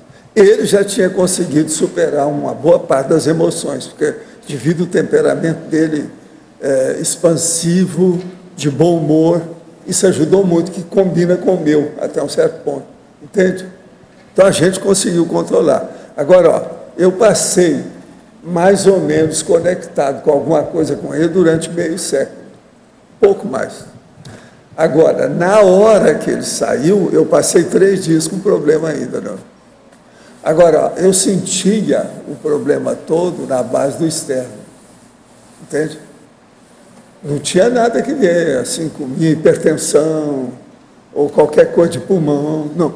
Mas pulmão até que tinha, por causa do processo, parecia que às vezes eu estava sufocado. Agora, durante 3 dias, até desligar os plugs, eu senti o problema. E eles me avisaram isso tudo, eu diminuí o trabalho, os exercícios nesses 3 dias, até ficar livre daquilo. Agora, o que eu vejo é o seguinte: existem ligações que aí é que entra o para-microchip, para estudar isso tudo. Então, tudo quanto é teoria que você falar sobre isso, lembre-se, pode ser que tenha um para-microchip no riscado aí, no enredo, no contexto, aí muda tudo. Então, isso aí é seríssimo. Agora, há uma... Tudo é para estudar. Agora, ele já tem mais de 200 questões já levantadas com esse processo. Nós já fizemos aqui, são dezenas de entrevistas. Eu geralmente faço essas entrevistas aqui no Tertuliário. É um dia na semana específico com eles. Quase sempre tem 5, 6, 8, 10 pessoas. Mas aquela equipe é sempre mais ou menos a mesma. Eu já tenho um calhamaço de material. Valdo, uma das preocupações que o EM tinha era de não ter a visão normal, né? Porque os olhos dele eram um pouco diferentes. Mas não deu nada, isso aí, né, com o tempo, ele superou. A coisa mais difícil que ele tinha mesmo era o processo do laringochakra e o mecanismo da fala. Isso aí que ele demorou mais a desenvolver. Agora, na questão dos olhos, o negócio não era tão contra ele, era mais contra mim, quer dizer, contra o terrestre. Sim, sim. Porque ele tinha mais gabarito que a gente em certas coisas. Ele dizia que enxergava tipo ressonância. Você lembra uma vez a gente mostrou? Ele disse, eu enxergo assim, tipo ressonância magnética. Ele tinha um olhar diferente, né? Não, isso aí... Mas agora, eu vi isso no Serenão lá, que era o Quilin, o chinês. Ele tinha um negócio à distância. Aquele monte de quilômetros de distância, ele influenciava as coisas. Quer dizer, a gente não sabe como é que é isso. Eu também tenho estudado aí o processo, o fenômeno da triscagem, que também tem relação com isso. Uma outra coisa séria também é o problema dos olhos, as patologias oftalmológicas. Entende? Isso também influi por causa do processo cerebral. Então, por exemplo, o problema da triscagem, o cérebro, como é que fica isso? Tem muita coisa para a gente estudar nisso aí. Agora que a triscagem existe, existe. Eu, por exemplo, às vezes, eu tenho a triscagem, tem pessoa que às vezes percebe isso. Quando nós estávamos no início lá do problema do instituto, tudo isso, que eu usava até o mantra, devido ao meu processo de mexer com energia mais grossa, eu triscava. O povo vivia falando para mim. Tinha mulher que ficava com medo de mim. Ia falar comigo, desistia na última hora e ia embora. Outra coisa, são essas também que desmaiavam quando chegavam perto de mim por causa do processo de energia. Lá no Recife, aconteceu isso. Eu me lembro do caso de uma senhora. Pois é, mas lá, o caso no Recife, teve uma das moças que sentiu um orgasmo. A mega euforização leva para o orgasmo, dependendo da situação, isso é normal. Por exemplo, uma moça que ela vai subir na corda. Você sabe como é que é subir na corda? Tem que fazer uma força danada, sem apoiar em nada. Às vezes ela tem orgasmo. As francesas, às vezes, usavam isso durante a temporada, eu estudei isso em Paris, para dar orgasmo nela, as meninas, as adolescentes. Entende? Devido ao processo da ansiedade. Você sabe que a ansiedade, às vezes, pode dar orgasmo. Isso tudo depende da situação, como é que é. Principalmente mulher, devido ao processo hormonal. Então, isso tudo está aí para ser estudado. O seu campo é um dos mais vastos. Agora, é ótimo, porque já é um campo aberto. Ainda não está fechado, não está mais fechado, já abriram. O negócio tem que trabalhar mais nisso. Agora, o que tem de fantasia nisso é igual esse livro do Nostradamus. Entende? O que o povo já escreveu sobre o Nostradamus, 99% é fantasia. Então, a mesma coisa é aí. Eu não sei se é 99%, mas uns 70%. O trabalho maior que eu vejo na pesquisa desse assunto não é a leitura. A leitura é boa de ler. O problema é conseguir separar o joio do trigo. Isso gera um tempo enorme para conseguir entender ver o essencial. Tirar o essencial. Ver o prioritário. Exatamente, tirar o prioritário. Agora, ao verbetógrafo, qual é a relação das doenças genéticas familiares ao modo do câncer com a paragenética deste grupo? Como se desenvolve essa relação entre essas pessoas? A questão do câncer, eu lembro de um caso que eu acompanhei alguns anos atrás, de uma criança com leucemia linfoblástica aguda. É uma doença que ocorre entre 2 a 5 anos de idade, né? E que, normalmente, quando ela não é bem conduzida, a criança vem a falecer por questões de insuficiência renal, de sangramento, de coagulação intravascular disseminada, que a criança sangra por todo o corpo e tudo. E esse caso, especificamente, ele não tinha relação com genótipo paterno nem materno. A criança abriu um quadro de leucemia linfoblástica aguda com 1 ano de idade. E veio a falecer logo em seguida. Não teve jeito da gente conseguir tratar a criança nesse sentido, né? E não havia, depois foi feito um estudo de cariótipo e análise genética de genitores, e não tinha nenhuma relação com câncer, e também não havia histórico familiar de doenças relacionadas ao câncer especificamente. Existem várias teorias, inclusive dentro da psicossomática, né? Tem um livro chamado Psicossomática Hoje, né? Que ele traz algumas visões sobre o câncer do ponto de vista emocional, né? E uma delas é o trauma psíquico, trauma emocional, que faz com que as defesas imunológicas elas caiam, né? A gente sabe, quando a pessoa está muito estressada, teoricamente, o nosso sistema imunológico diminui a potência dele, né? De defesa do organismo, do soma. E com isso as células cancerígenas, elas começam a não ser debeladas por esse sistema de defesa do organismo e elas se proliferam. E aí a doença aparece. Agora, qual é o paragen relacionado a isso? Pode ser um paratrauma que a pessoa venha trazendo de uma vida passada? Pode ser. Pode ser que tenha relação. Eu não saberia dizer especificamente qual seria a matriz paracognitiva que definiria essa doença. Não saberia. Em Mitologia, página 57.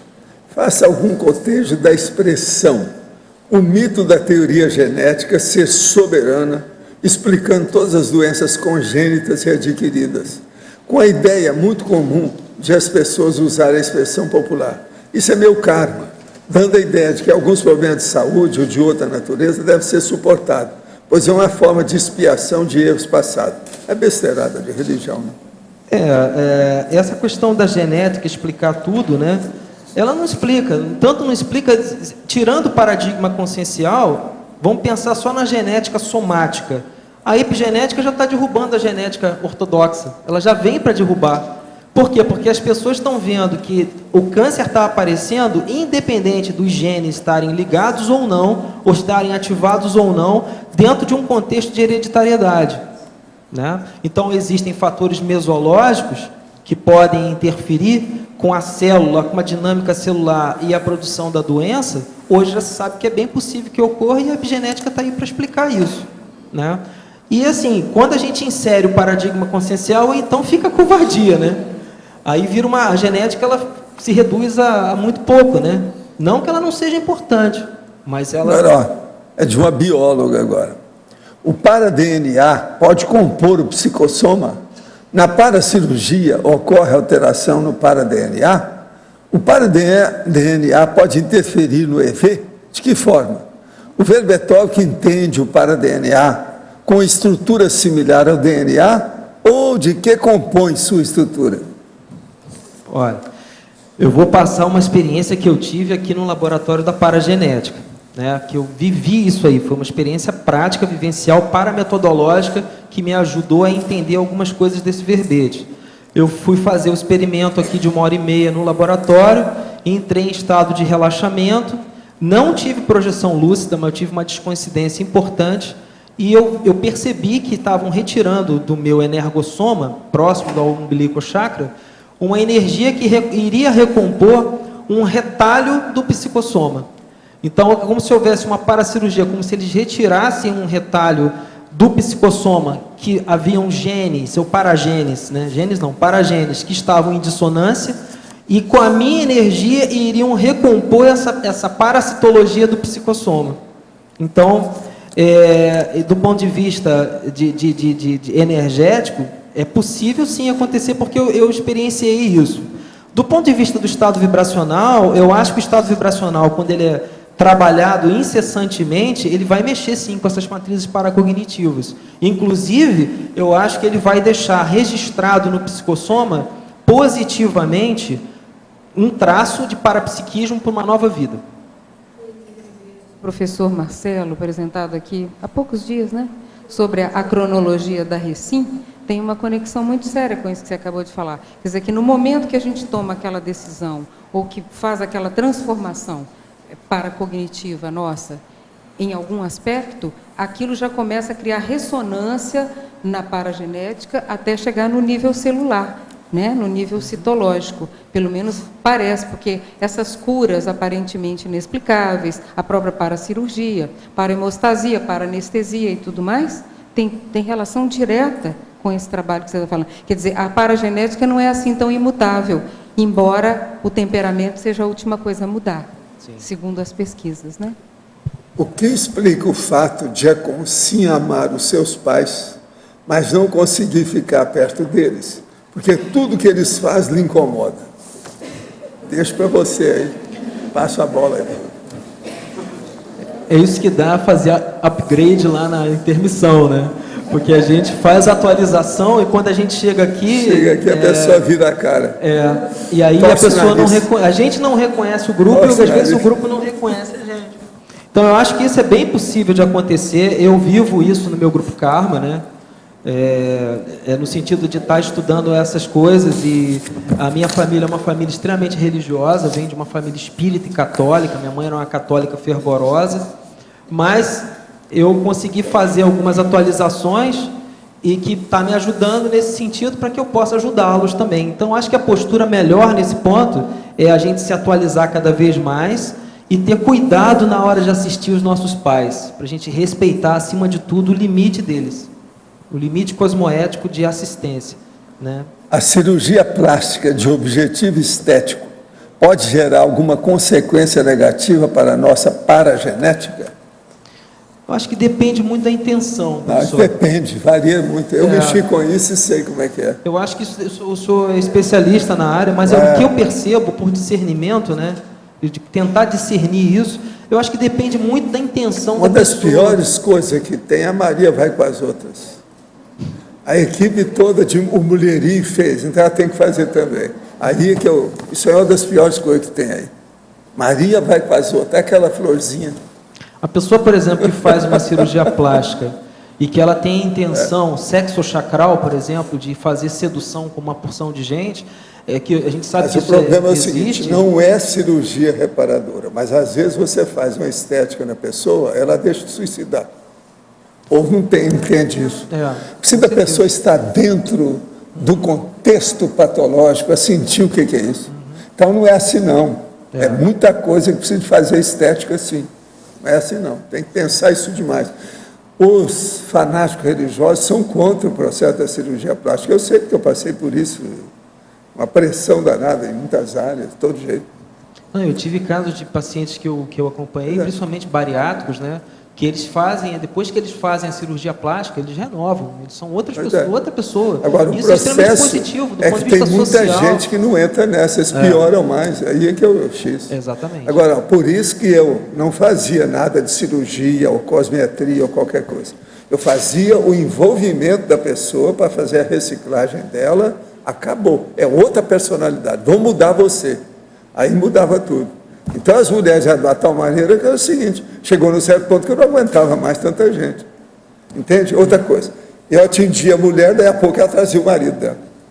Entende? Agora, a minha clientela era 90% de mulheres e 10% de homens. Entende? Agora, os homens, tudo era trazido pelas próprias namoradas, a mulher, a noiva, o noivo, entende? Então a gente tem que ver isso. À medida que evoluímos e nos tornamos mais complexos, com mais trafores desenvolvidos, a parafisiologia do psicossoma se modifica. Ou seja, adquirimos novos paragenes que se acoplam ao psicossoma, que futuramente proporcionarão corpos biológicos mais aparelhados, predispostos à manifestação e potencialização desses atributos? Sem dúvida.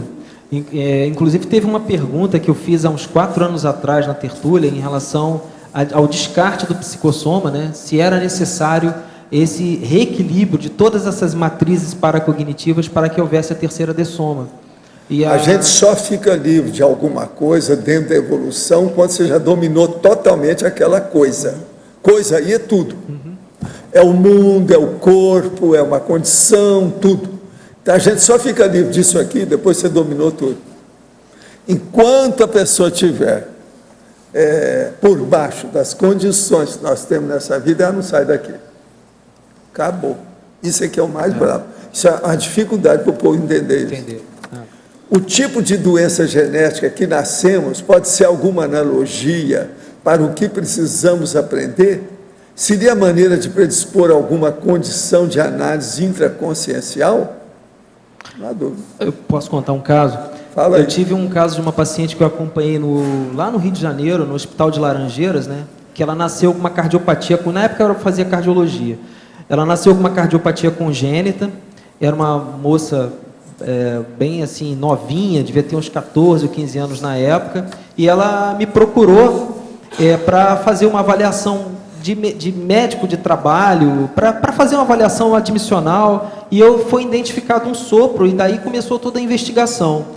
Essa menina tinha uma cardiopatia chamada CIA, que é uma comunicação interatrial, onde o sangue passa de um ato para outro.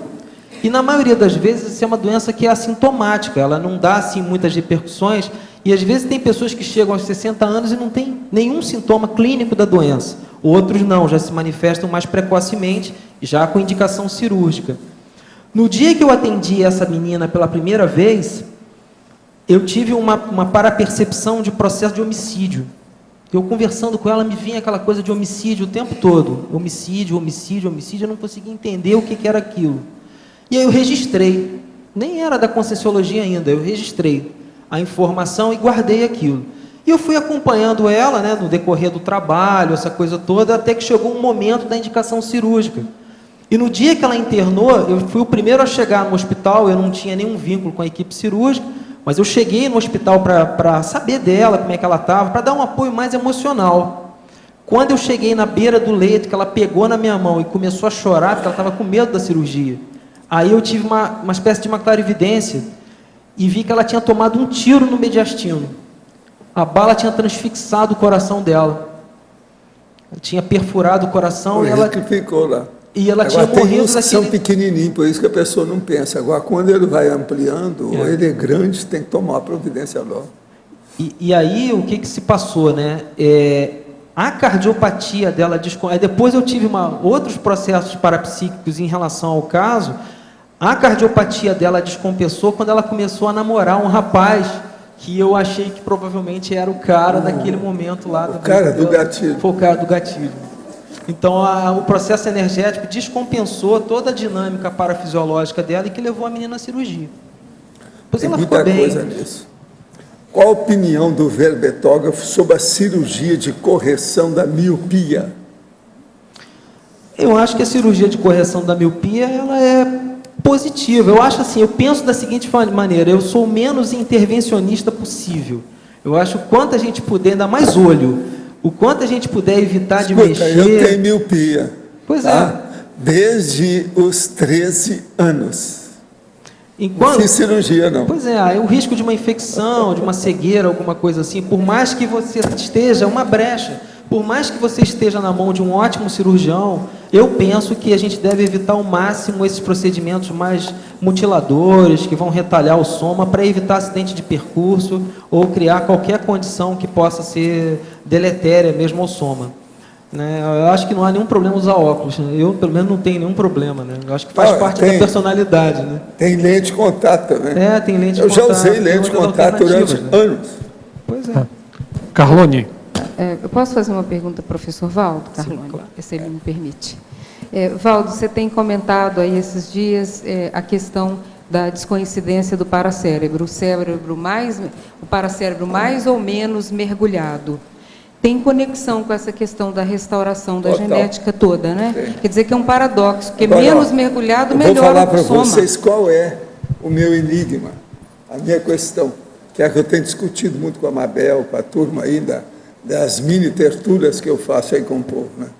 O problema todo é o seguinte, o próprio enumerador me falou que eu sou melhor do que ele nisso.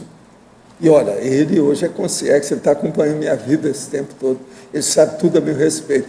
Quando ele fala uma coisa dessa, isso me abala mais do que qualquer outra coisa, porque se examinar por quê, oncotô, doncovim, proncovô, tem que examinar isso aí. Agora, o que é que ele falou que eu sou melhor do que ele? Nas questões do Zéfiro, de comunicar com uma consciência, no caso, na época do Zé, por exemplo, que ele acompanhou, ele viu isso muito aí comigo e sabe hoje como é que eu sou, a minha condição de consciex trabalhando com a consim, a minha capacidade de penetração no holopensene ou na intraconsciencialidade daquela pessoa esse mergulho positivo, assistencial, ele acha que eu sou melhor do que ele, das coisas todas que ele tem visto por aí afora. Agora, veja, qual a causa disso? Porque eu não sei. Ele também não sabe. Então, o que é que eu acho? Eu acho que aí entra aquilo que eu vivo falando já há muitos anos, faz meio século estou estudando isso, não sei nada, que existem atributos que derivam do paracérebro, que a gente não sabe como é que funciona, que o serenão já usa, e parece que os evolucionários já começam a usar. O que eu estou falando é o seguinte, eles usam conscientemente. Eu, possivelmente, estou começando a usar isso inconscientemente. Então, eu queria saber o seguinte, eu quero definir o que é isso, quero identificar o que é, quero saber o que é. Então, eu comecei a, pelo menos, procurar um nome. E é isso que eu estou estudando aí com a turma. A Mabel mesmo me deu um nome para isso, a turma lá está estudando isso aí. Para nós acharmos o que é isso. Realmente tem isso. Você faz uma impregnação. A gente, às vezes, escuta até a sua voz enquanto não, mas a lembra maior do conceito. prova não é isso, não. O enumerador me lembrou isso. A maior prova foi daquela menina que eu já falei para vocês, foi o pior caso que eu já vi, que podia acontecer uma morte ali na hora, devido às vias de fato, o processo físico que estava existindo. A menina tinha 17 anos, uma menina bonita, tinha vindo de Goiás, noiva, morena clara, franzina, alta, cabelo comprido, preto, era branca, está entendendo? Cabelo comprido. Agora, o que se passa? Quando eu tive os primeiros contatos lá, logo de início, a hora que eu chego lá para ver, isso estava perto lá do hospital psiquiátrico lá, que não é hospital, né? Aquele problema que ainda existe até em Uberaba até hoje. Então, o que se passa? Era os espíritas lá da história. Mas eles tiveram dificuldade, então chamaram um soldado para segurar a menina, porque ela estava possessa. Estava totalmente dentro da possessão, mas mega possessão. Aí os soldados chegaram perto dela, eu vi, com esses olhos, como é que o povo fala, que a terra há de comer, eu vi aquela menina daqueles braços franzino, fininho, parecia bambuzinho, os braços dela, fazia assim com o soldado, assim, e fazia assim.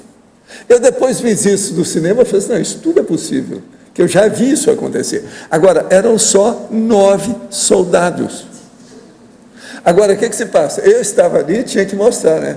Tinha que ter testosterona e fazer alguma coisa, porque eu tinha que acabar com aquilo.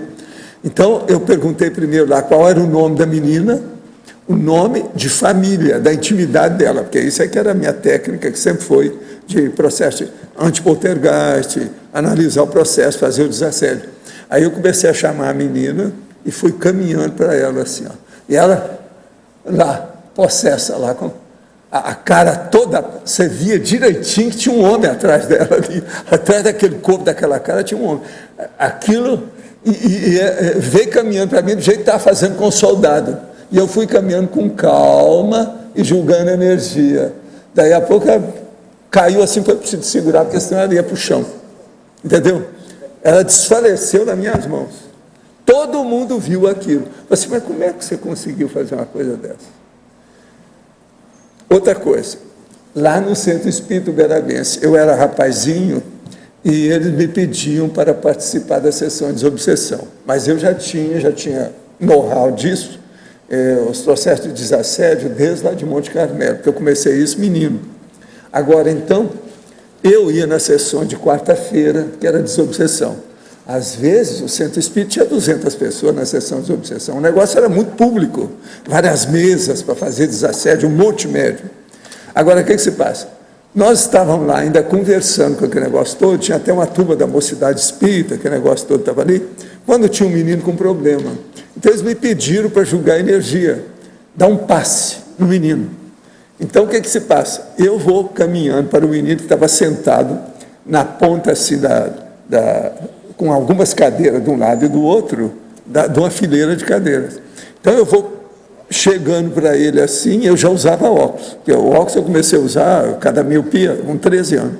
Então, eu vou assim, para colocar a mão em cima dele, quando o menino me dá um tapa na cara. Mas todo mundo estava lá de olho para ver o que ia acontecer. Acontecer assim, o passe que eu ia dar no menino para ver se melhorava, porque ele estava possesso também. Agora, o que se passa? Na hora que ele foi dar o tapa, que ele ergueu a mão com o negócio, o meu óculos saiu por cima do roteiro dele, do trajeto, do itinerário da mão dele, posou em cima da cadeira que não tinha ninguém em cima. Todo mundo viu aquilo. Aí o povo tudo ficou assustado, Você já pensou, né? Um monte de coisa que eles me davam depois para fazer. Tinha que assistir os outros, tinha que fazer isso, tinha que participar daquilo, tudo. Então, veja, eu tinha ali mais ou menos uns 15 anos naquela ocasião. Agora, a minha cara ficou roxa, do lado do tapa que ele deu. Mas o menino também, na mesma hora, voltou para o corpo, melhorou a situação e melhorou dali em diante. Não teve mais nada. Agora, efeito físico violento. Qual é a condição do processo? Do efeito físico tem aí essa relação que tem. Que tem efeito físico, tem. O negócio é seríssimo. Agora, que tem paracérebro a paracérebro, tem. Outra coisa, o paracérebro com a moça foi com ela, não foi com o possessor. O paracérebro com o menino foi com ele, não foi com o possessor dele. Vocês estão entendendo a diferença? O problema todo é essa ligação. O que é que tem aí que faz isso? Agora, veja, uma conclusão que eu já cheguei. Isso tanto faz você ser com CX ou com SI, porque eu era assim como o Zé. E atualmente eu estou usando mais ou menos, eu não sei se é o mesmo nível, mas que dá efeito, dá. E olha, outra coisa, tem um monte de casos igual esse na minha vida, tudo quanto é jeito. Por exemplo, o caso o homem que estava lá, que veio da fazenda, e que estava já desenganado, não tinha jeito e não queria morrer. Então eles me pediram para dar um passe nele. Isso estava lá em Uberaba. Então, na hora que eu vou chegando perto dele, eu vi que ele estava possesso. Aí ele veio com as garras da mão direita no meus olhos para furar meus olhos. Na hora de morrer. Entende? Então, eu estava de óculos. Mas mesmo assim, ele avançou com a mão para furar meus olhos. Na hora que foi, eu só fiquei estático. Parei com o negócio, joguei energia. O cara morreu na minha frente. Entende? Na hora. Está deitado na cama. Desfaleceu lá, nós fomos olhar, fui olhar e já tinha morrido. Agora, veja, morreu possesso. O possessor não aguentou ficar ali, e ele também não voltou para o corpo. Mas ele já estava desenganado, ele estava com os processos todos alterados, falência geral dos órgãos, como a turma gosta de falar. Entende? Estou dando aí 3 casos a vocês, eu tenho dezenas deles que eu já vi. Então, veja, o que é que tem no paracérebro sobre isso? Isso é que eu quero saber. Como é que isso funciona? Isso aí que seria bom você colocar dentro de todo essa acumulação de pesquisa que você está fazendo, seria bom pôr isso também. Carlone, muita coisa, na verdade. É demais. Agora, o que é muito amplo é que o campo está aberto, ele não está mais fechado. Isso aqui é importante. Por exemplo, outra coisa que eu posso te falar. Eu, há muito tempo, logo depois que eu fiz odontologia, entrei na medicina, que eu tinha 9 ambulatórios que nós criamos, a gente atendia o povo tudo lá, nós fizemos muita experiência com o povo, em matéria com os espíritas e tudo mais. Então, o que se passa? Naquela ocasião, eu já sabia que o timo, em certos casos, ele permanecia no adulto e funcionava em certas coisas. Eu fui falar isso, quase me bateram na ocasião. Hoje, tem uma outra escola que andou pesquisando não sei o que é e viram que tem realmente exceções do timo. Agora, o timo é o processo aqui. Então, eu te pergunto, o que é que tinha o timo com a questão do EM? Valdo, mas já tem pesquisa nesse sentido em relação ao timo, dizendo que, inclusive, sem nenhuma patologia. Porque uma época o pessoal pensava que regredia. Agora já tem pesquisa nesse sentido que realmente não regride mas e não agora, gera patologia. Mas agora, o que é que tinha isso que ver com a questão do EM? Eu também não sei. Entendeu? Teria que estudar. Outra coisa séria nessa questão do EM aí, do processo pulmonar. Você sabe que conforme a batida que você dá, de um toque com o dedo no peito de uma pessoa, você mata, porque você para o coração dela. Você sabe disso, sabe? Tem até você já mexeu com cardiologia, né? Tem técnica que usava nos presídios para isso, né, Valdo? Parecida com isso, de bater na pessoa para terminar. Tem, não, mas aí no presídio eles usam mais para sair do corpo, mas aí não é bem. Eles usam um processo físico, de apertar a pessoa. Eles espremem o psicossoma da pessoa. Então, eles espremem a pessoa, o psicossoma sair. Isso aí é uma técnica, funciona, mas isso é patológico. A gente não pode indicar isso para ninguém. Carlone. O fato de olhar direto no olho, Valdo, e chamar pela consciência, porque na época eu passei uma situação dessa. Não, tem que chamar aquele nome que é o nome familiar, o íntimo da pessoa. Aí você acaba com que ela volta para o corpo, porque ela acorda. É o jeito de acordar a pessoa possessa. É o jeito. Porque eu passei por uma situação dessa com certo. Chegou a me pegar no pescoço, eu fiquei olhando, chamando a consciência, e acabou a consciência saindo. Mas foi só... Não sei. Aqui, Carlone, só uma perguntinha. Você chegou a estudar alguma coisa da relação entre paragenética e a predisposição, principalmente em crianças, para acidente de percurso? Não, eu não fiz nenhuma abordagem por esse lado, não. Mas acho que tem relação direta com a parafisiologia, né? Porque o que eu vejo é o seguinte, é o para-DNA que está transcendendo somente a questão somática. Ele está, de alguma maneira, afetando o energossoma e provocando um processo de predisposição. Isso é uma coisa que eu acho que, de repente, fica de sugestão para estudar mais. Sim.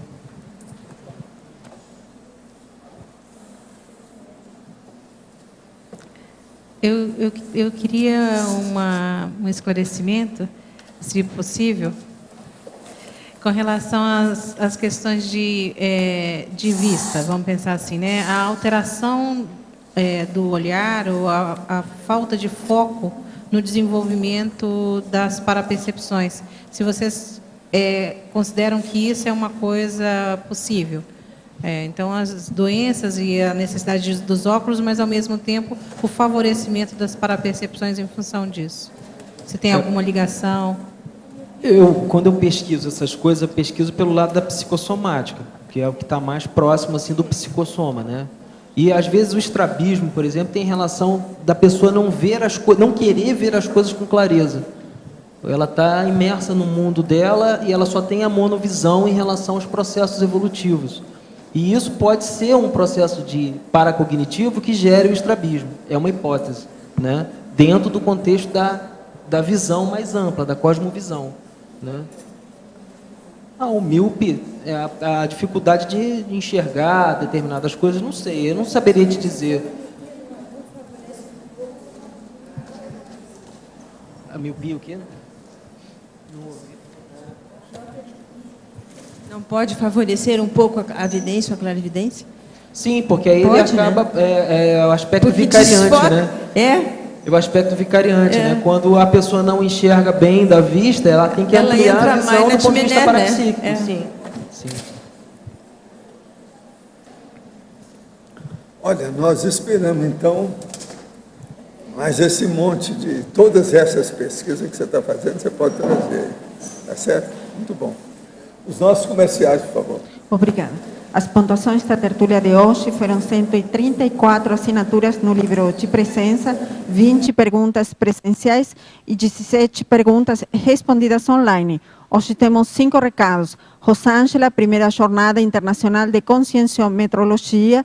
Regina e Rosemary, curso Anatomia e Fisiologia da Linguagem Gráfica. Rosa, programa Verbetografia EAD. Ivo, chamada de trabalho, jornada de saúde, e a mim, 40 manobras. Antes, queríamos lembrar que amanhã muda o horário de verão, para todos estar atentos com isso. Obrigada. Boa tarde. A Consus convida a todos para participar da primeira Jornada Internacional de Conscienciometrologia, que acontecerá 6 a 8 de julho de 2012, em Foz do Iguaçu, no local de discernimento.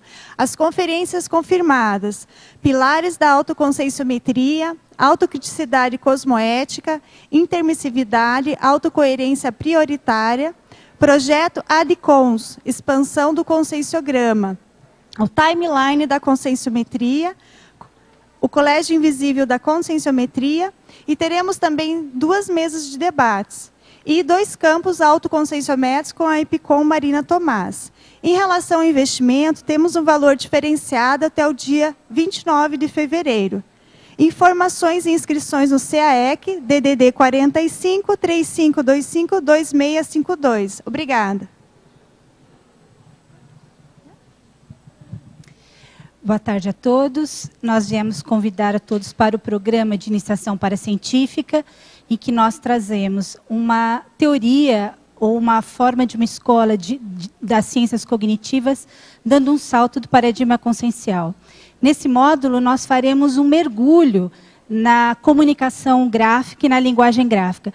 Por que será que nós temos determinadas palavras que têm o mesmo som, por exemplo, o som de um S, mas a gente tem que escolher o 2 S, ou C cedilha, ou C, ou XC, XS, enfim.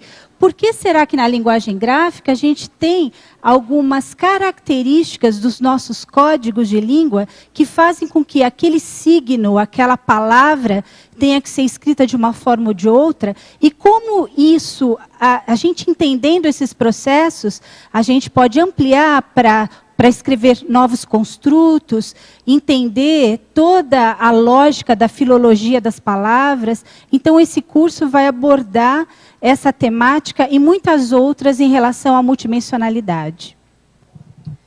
Serão abordados os seguintes temas, dentre outros: anatomia e fisiologia do código gráfico, semiótica e lexicologia, comunicação gráfica e as dislexias, parasemiótica da leitura e escrita, campos interdimensionais da leitura e escrita, registro gráfico e parapsiquismo, equipes extrafísicas técnicas e parametodológicas da leitura e da escrita.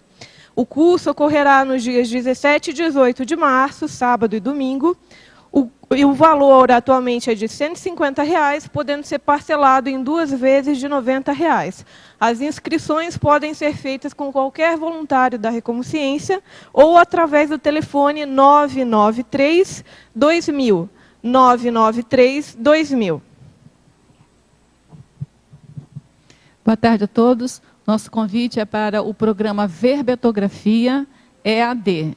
É um programa totalmente à distância, favorecendo as pessoas que querem participar da Enciclopédia da Conscienciologia e que moram fora de Foz do Iguaçu. A inscrição é feita pela recepção do CAEC. O próximo vai começar agora no dia 22 de março. E como é que é a duração dele, como é que é a estrutura dele? São 12 semanas. São 2 aulas, disponibilizadas 2 aulas já gravadas no ambiente Moodle, e uma vez por semana, que essa é marcada na quinta-feira, de 7h30 até as 9h30 da noite, tem uma aula online. Essa aula online, para aqueles que não podem estar online, ela fica disponibilizada para a pessoa pegar, baixar depois e assistir depois. Então, a gente espera todos vocês no programa Verbetografia. Obrigada. Pessoal, gostaríamos de informar que foi prorrogado o prazo para entrega dos artigos para a 7ª Jornada de Saúde. O prazo era até hoje e, em função da solicitação de vários pesquisadores, nós estamos prorrogando o prazo para entrega de artigos até o dia 7 de março. A chamada de trabalhos com e-mails e informações, para quem ainda tiver interesse, se encontra lá no site da OIC. Obrigado. Boa tarde. O meu convite é para que você venha participar da próxima edição do curso 40 Manobras Energéticas, que ocorre aqui em Foz do Iguaçu, no campus do Discernimento, de 5 a 8 de abril, nos feriados de Semana Santa e Páscoa.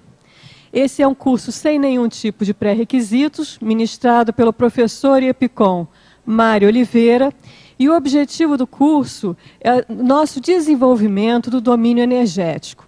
Então, nós começamos treinando as manobras básicas, primeiro as mais simples, sempre em dinâmicas interassistenciais, num crescendo, sendo que a última manobra, digamos a mais sofisticada, seria um treino da aplicação do arco voltaico. Então, estão todos convidados. As inscrições são aqui no CAEC, esse curso é uma parceria ACIP-CAEC, e o telefone da recepção do CAEC é 45 35 25 26 52. Obrigada e até lá. O verbete eleito para amanhã é Síndrome do Hiperconsumismo, especialidade para patologia. Autor Pedro Fernandes. Obrigada e boa tarde a todos.